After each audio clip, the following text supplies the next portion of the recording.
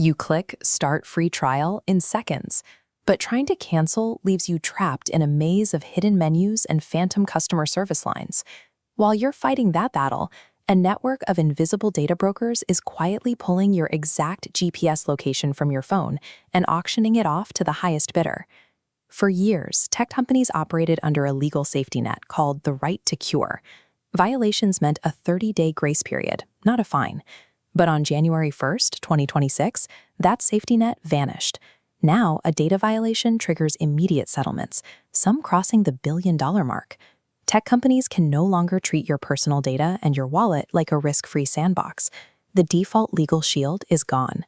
We now have 20 distinct state privacy laws enforced across the country, with Indiana, Kentucky, and Rhode Island going live. The sharpest tool is operating out of California, the Drop platform, created under the state's Delete Act. By submitting a single centralized request to Drop, a resident can force hundreds of registered data brokers to completely wipe their personal information from their servers all at once. You used to have to manually hunt down every obscure data broker and submit individual opt-out forms, hoping they actually listened. Now, one click triggers a systemic purge. Protecting your digital footprint is no longer a full-time job for the consumer. It is an inescapable, automated legal obligation for the broker. While states handle privacy, the federal government is targeting your wallet.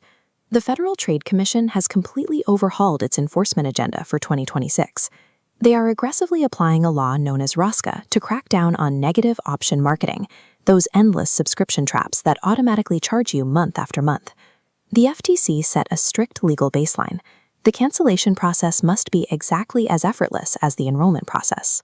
If it takes one click to subscribe, it must take one click to cancel. Companies used to call intentionally frustrating interfaces clever UI design or customer retention strategies. Today, regulators prosecute those same designs as a legal deception. Corporations are legally barred from using engineered friction to siphon money out of your bank account.